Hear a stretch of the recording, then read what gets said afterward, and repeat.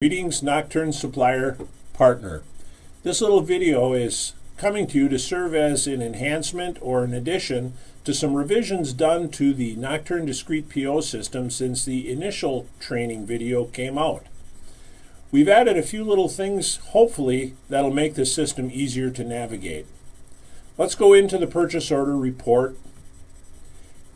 And for illustrative purposes, we're going to take a look at filled POs in Warehouse 5 Sheboygan. Notice the addition of the list by PO box. That box will open a screen that is sortable, just like the daily report, on all of the columns to sort by date, by part number, etc., the sort that you've become used to. And for purposes of this exercise, we're going to sort by PO. Notice that in doing so, all of the purchase order line items are grouped together. We heard a lot of noise or suggestions from the suppliers that it would be nice if when they opened the unfilled report, all of the line items on a single PO would be grouped together so that they could enter a single PO on a single sales order in this system. This little report in this option allows you to do so. Since we're on the filled side again, or on the filled side as well, we've added the notes function.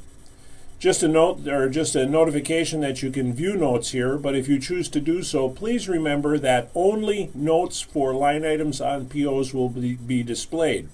If you're a Nocturne expediter, or if the home company, the buyer, sends or receives a note for a part not currently on a PO, obviously it won't be seen on the PO report.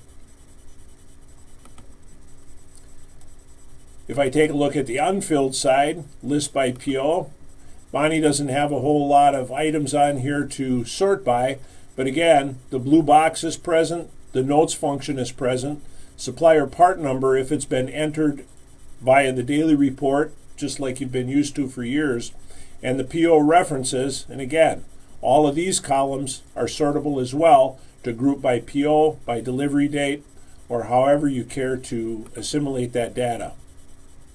We've also added an Add Shipment button. Careful with this one, as it's a work in process yet. The Add Shipment button will actually open an order form for all of the open POs. Just a word of caution and something we're still working with the developer on. Part number is checked, and if we go ahead and submit this as an order due 12/19, be careful because current state, this report layers all open POs underneath that drop-down box. By saying submit on the front screen, you're actually putting all of those on order. This one isn't quite ready yet. I'd recommend waiting to hear from us before you employ it, or you may be putting things in transit that you don't even realize you are. The other thing I'd like to mention here is the PO exception report.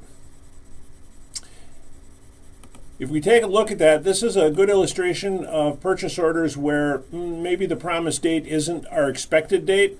You may or may not want to review this, but this is a lot of what the expediters and the buyers will be glancing at on a day-to-day basis so that we can update the foreman and the production teams in our own facilities. Part number, PO number, date entered here. There was an update on 12/19. Our required delivery date has now moved up to February 8th, and our current estimated arrival date, in other words, our in-transit date, is not until 2/15.